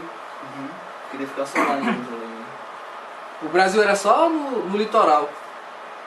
Aí lá no início, lá em 1805, eu acho, quando o cara teve aquela visão lá em João Bosco, aquelas estratégias de guerra que ele tinha, que não podia ficar ali na costa, ele tinha que ficar mais lá no centro.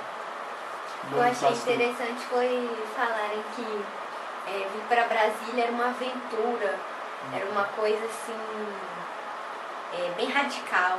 Então eu fico pensando que as pessoas que vieram foram pessoas muito corajosas, muito destemidas, assim, desbravadoras, que tiveram coragem de pegar os meninos, catar os meninos tudo. Essas pessoas, traduzindo do grego, o nome delas é apóstolo.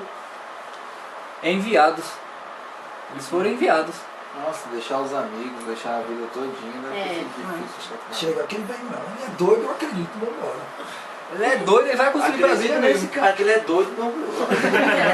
Em Brasília, vamos junto com esse doido. É um capacitado. Ele vai conseguir. Mas eu acho interessante porque assim, tem pessoas que não acreditam. Você tem uma visão, você conseguiu passar a visão para 2 ou 3, cara, se as pessoas for firmes junto contigo, E eles vão longe. Eles vão longe e a missão acontece, a missão é concretizada. Às vezes uma pessoa... Foi mal. Porque quando ele teve quando aquele cara lá, quando ele era candidato ainda, aquele cara desafiou ele, acho que ele nem sabia que esse negócio tava lá mesmo na Constituição mesmo. Ele falou, não, se tiver na Constituição nós vamos construir. Vamos construir. O pessoal já tá aí, né? Você pode tirar foto. E aí ele recebeu, aí ele começou. Aí acho que foi quando ele começou a enxergar, né? A visão mesmo que era. E andou nisso. Mesmo com essas dificuldades, mesmo com Você pode tirou foto. Presidente vai construir Brasília. O que é? Não tem mais jeito de escapar. Mesmo com as lutas que eles tiveram, que ele teve. Acende alguma luzinha aí, doutor Jensen. Porque às vezes um cara sozinho, não tem na visão e acreditando, o cara tem que acreditar mesmo, porque vai aparecendo 5, 10 falando que não acredita, que ele tá louco. Se o cara não tiver firme na visão que ele recebeu, ele rapidinho desiste. Cada um que acredita parece 10, não. 10 contra, 50 contra. Da família aos primeiros. Antes da captação de Rio de Janeiro, era em Salvador, né? Foi a primeira. Engraçado, né? Porque no Rio tinha tudo, mesmo a capital sendo antes do Rio Salvador não tem essa estrutura toda que o Rio tinha. Não tinha estrutura. Já dá pra gente ver a noção de quanto o Brasil estava perdido ainda, né? Não sabia não o local, o melhor local. Imagine se a capital fosse no Rio até hoje, do jeito que o Rio de Janeiro está. O resto do Brasil nem existia pra nada. Porque na verdade, assim, eu vejo que o Rio continua, os olhos do Brasil ainda continuam no Rio, por causa da cultura, por causa da TV. Então o Rio também tem uma importância muito grande pro Brasil. De tudo acontece. E na época que teve a ditadura e o AI-5, quando eles colocaram todos os professores da UNB, que eram especialistas, voltaram para o Rio de Janeiro e todas as pessoas que trabalhavam com cultura em Brasília foram embora. Brasília só ficou com os operários e as pessoas que trabalhavam na Câmara. Todo mundo foi embora. Tudo a cabeça cultural de Brasília foi embora. Cultural, conhecimento, inteligência, foi todo mundo embora. Ficou chucro. E dá pra sentir isso até hoje. Faz falta. Mas eu lembro que teve uma época que a educação de Brasília foi considerada melhor no Brasil. Ano passado ela é considerada novamente, mas só que ela não é perto nem 1% daquilo que eles estavam projetando. Eles disseram que estavam construindo uma nova nação. Pois é, isso que eu fico pensando. Caramba, se o projeto que foi traçado não foi concluído, já é considerado como a melhor educação no Brasil, imagine se fosse mesmo. Mas é educação assim de nível médio e fundamental, você está falando? Não todas. Porque eu acho que... Por causa do investimento que há aqui, por causa do governo federal. Pois é, mas eu acho também, porque se fosse... Não, mas isso é a estatística mundial. Eu acho que se a UNB fosse o que ela era para ser, daqui sairiam grandes pensadores. Harvard, de tudo isso aí ia ser tudo coisa pequena. Era tudo pequeno. Mas houve uma estratégia maligna para acabar, entendeu? Com o país. Eu lembro que eu trabalhei com alguns agrônomos das agências nacionais e eles falaram que existia na época do governo Collor uma agência nacional de tecnologia e ciência. E o Collor acabou com ela. Era de grandes cientistas que pesquisavam o planeta inteiro e o Brasil estava adquirindo muito conhecimento. Você viu lá na África, não tem conhecimento nos países, né? Com a miséria. Sem conhecimento é miséria na hora. É isso que gera miséria. Tem muitos brasileiros no exterior trabalhando. A maioria dos cientistas brasileiros que é formado aqui, eles são contratados lá fora. Eles não ficam no país porque o país não valoriza. Não tem reconhecimento. Não tem reconhecimento. É um problema na nação, na verdade. É na nação, Caraca, Deus movimentando esse monte de coisa, né? Os caras ralando pra caramba, sofrendo pra caramba. E a igreja, onde é que tava nessa hora? Né? Voando, dentro das paredes, cantando, lendo a Bíblia, batendo cartão e indo pra casa. Por isso que é o propósito, gente. Galera, igreja que não tem propósito não é igreja. Não existe isso, um corpo sem propósito. Não existe uma pessoa sem propósito. Se ela tiver sem propósito, ela não existe. É só isso. Segundo os textos que a gente já viu nas primeiras conversas, entendeu?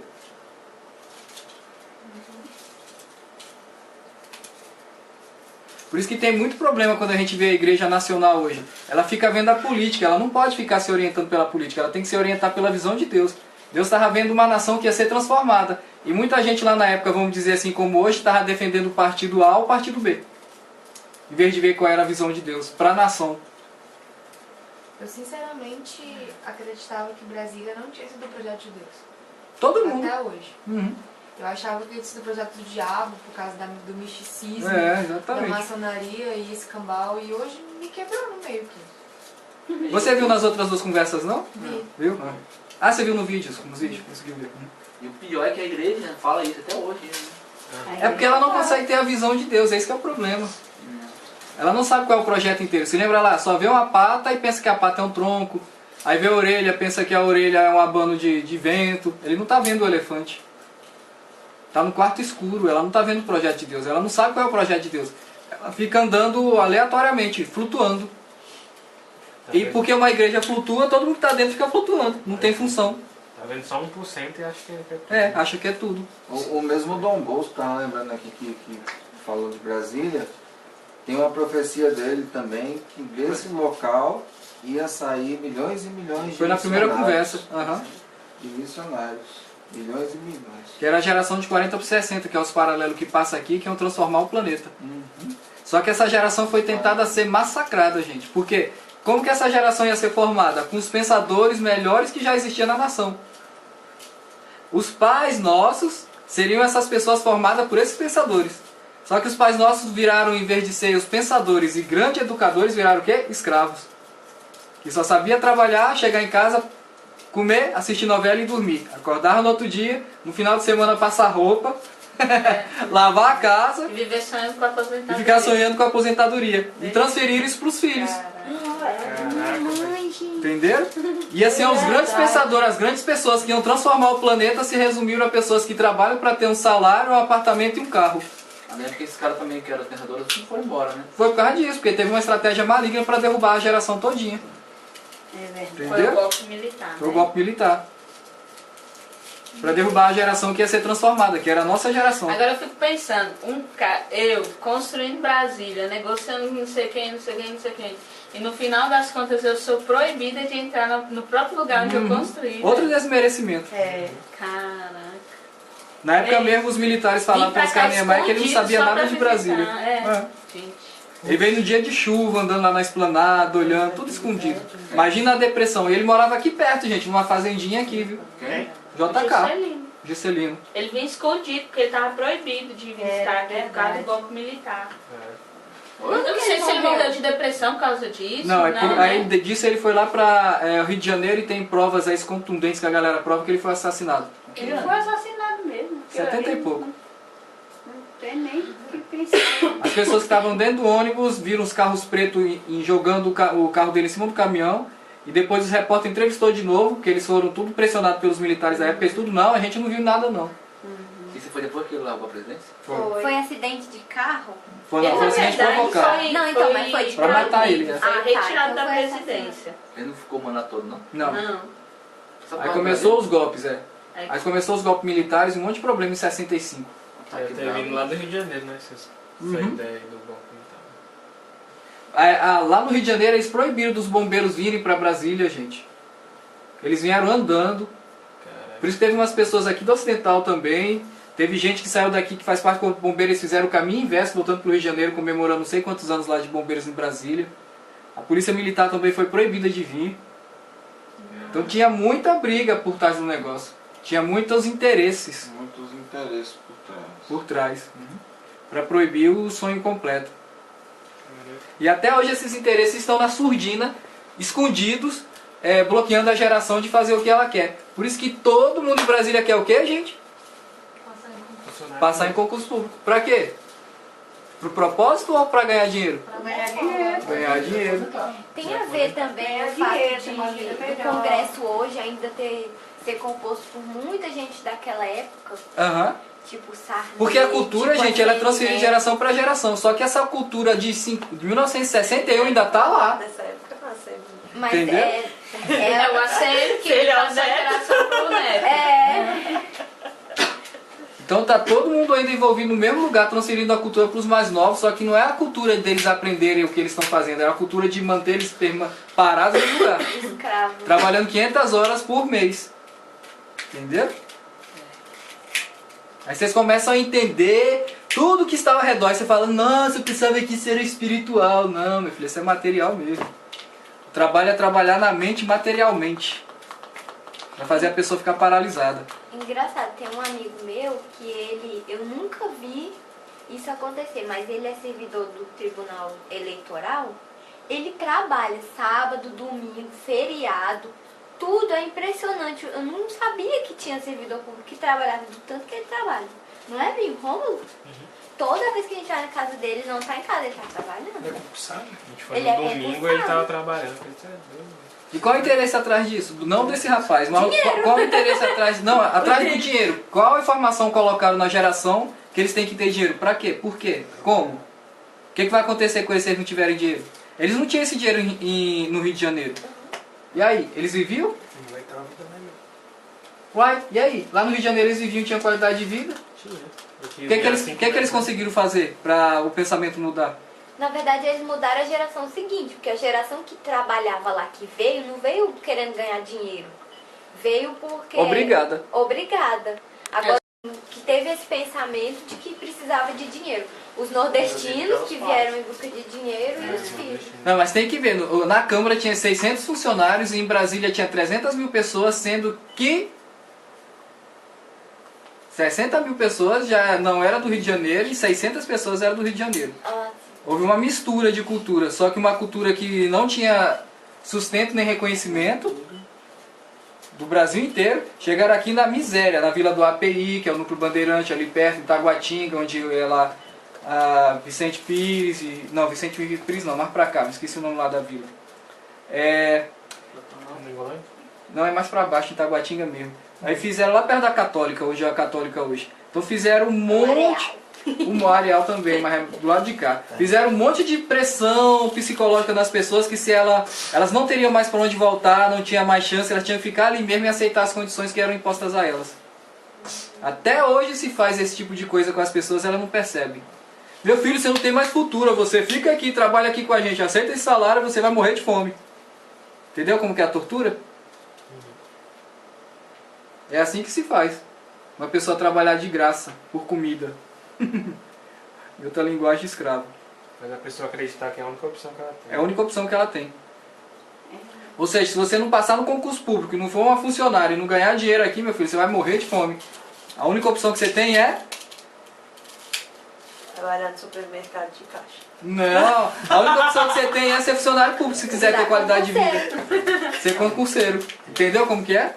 Você não tem a opção de ser empresário, você não tem a opção de ser milionário, você não tem a opção de crescer. Você tem que ser um funcionário público. Entenderam como eles taparam a mente da pessoa? Milionário, porque eu quero ser milionário. O Brasil inteiro espalhou isso aqui, porque as culturas veio todo pra cá e depois retornaram para alguns lugares levando essa cultura. Eu te dou um monte de milhões. A gente anda lá na Paraíba, em Fortaleza, as pessoas, eu quero passar no concurso público lá em Brasília, quero morar do lado do presidente, tomar café com ele na padaria. É porque eles acham que passando no concurso teria qualidade de vida, né? Mas essa é uma ideologia que veio de outros países para fazer o Brasil não crescer, gente. Você mata uma nação bloqueando a visão dela. E a visão está em quem? Nos velhos ou nos jovens? Nos jovens. Os velhos só dormem, tem que sonhar. Os velhos só sonham. Então se você manter os jovens tudo tapado, querendo só ser funcionário público, não vai existir empresa, não vai existir geração de riquezas, vai ficar tudo na miséria. Porque você trabalha, porque isso que acontece, o funcionário público trabalha para o governo. E não existe só o governo numa nação, existem milhões de coisas. Como é que vai ter um crescimento se você trabalha só para o governo? Mas quem vive aqui em Brasília não enxerga isso. Aqui Mas não isso tem foi as outras doutrinado, coisas. gente. É isso, foi doutrinado. Aqui é governo. É Brasília. Ou como a gente faz com o cachorro, ele foi adestrado. Ele não tem visão, ele é adestrado. Você dá uma ordem e ele obedece. Ele não sabe nem o que quer. Pega a bola, ele pega e vai atrás. O meu exemplo, por exemplo, meu pai veio pra cá há mais de 30 anos atrás. Ele veio de Carolina, no Maranhão, do sul do Maranhão. Tipo, não tinha perspectiva de vida nenhuma lá. E aí ele veio pra cá, depois meus tios vieram, todos os meus tios vieram. São 12 tios, 11 vieram pra cá. E todos abriram empresa, fizeram, enfim, estudaram e doutrinaram os filhos a estudarem e se mataram de estudar. Todos os meus primos se mataram de estudar, inclusive eu. E todos, a maioria, são concursados. Menos eu. Entende? Eles doutrinaram os filhos a isso. Porque é o padrão da cultura local. Mas vamos ver a chave, como funciona a chave. Como é que eu faço primeiro para você não acreditar que você pode ser alguém? O que eu faço? Para acabar com o seu cérebro. Só assistir falando que ela não é ninguém. Não, mas tem um jeito mais fácil de fazer isso. Assim, sem falar direto pra você que você não é ninguém. Tem um jeito mais fácil. Qual é esse jeito? O que fizeram com vocês? Você foi uma pessoa criada com potencial divino. Deus colocou tudo que ele olhou pra você e falou, o meu melhor. Só que eu, trabalhando do lado maligno, vou falar isso pra você, você não presta. Aí eu tenho uma ferramenta pra usar isso. Em Brasília essa ferramenta é usada. E qual é essa ferramenta que é usada em Brasília de maneira subliminar pra fazer com que você não use seu potencial? Os pais. Mas como? O que os pais fazem? Tira as escolhas da pessoa? Tira as opções? Tira o foco da inferioridade nos filhos. É mais ou menos isso. A gente viu lá naquela senhora reclamando que fez o desmatamento, que fez um monte de coisa e ninguém... reconhece. Já perceberam que todos os pais aqui no Centro-Oeste, eles não reconhecem o potencial do filho?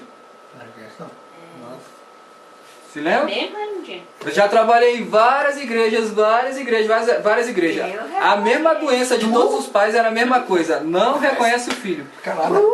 E sabe o que é engraçado? O filho pode ser até formado em enfermagem, como eu vi, em medicina, e o pai não acredita que ele pode medicar. Acredita em outra pessoa, mas acredita em outra pessoa, mas no filho não.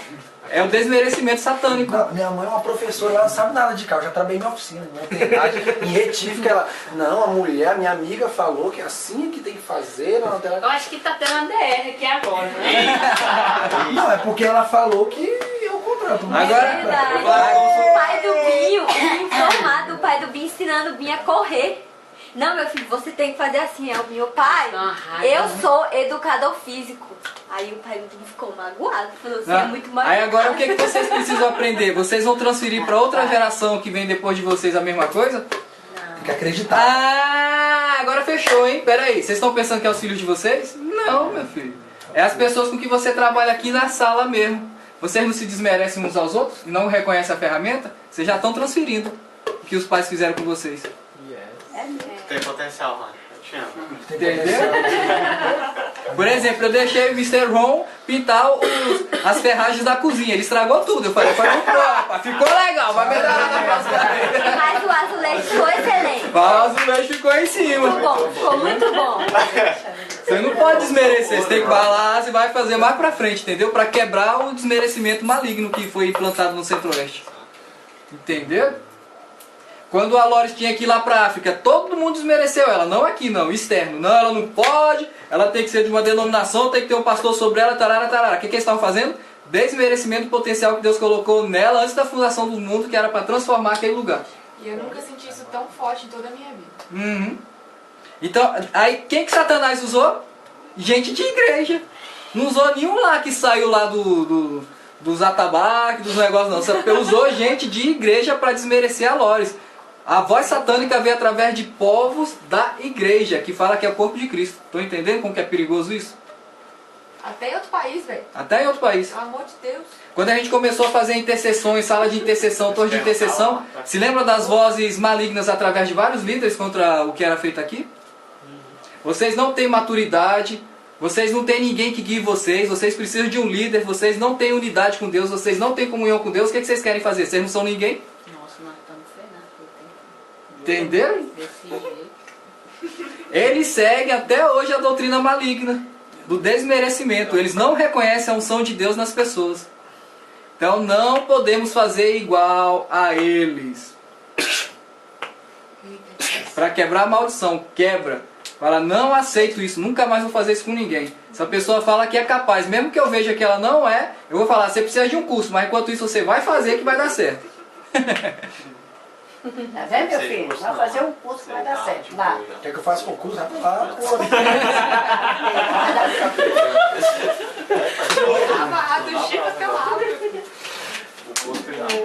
Tem um empresário ali, ó. Você já viram o tanto de maldição que jogaram em cima da empresa que ele toma conta agora? Isso é feio demais, isso não vai funcionar, isso vai falir uma semana. Isso é o negócio mais normal que a gente já viu. É verdade. Quando a gente vê os outros vídeos, essa ficha vai cair com tanta força, gente, mas tanta força que vocês vão ficar assim... No máximo, mas tem pessoa que chamar, né? Porque ela tá dentro da política também, né? Não, tudo que a pessoa é feita é com chamado. É enviado para isso. Tá na primeira conversa lá gravada. No caso da Renata. Ah, depende.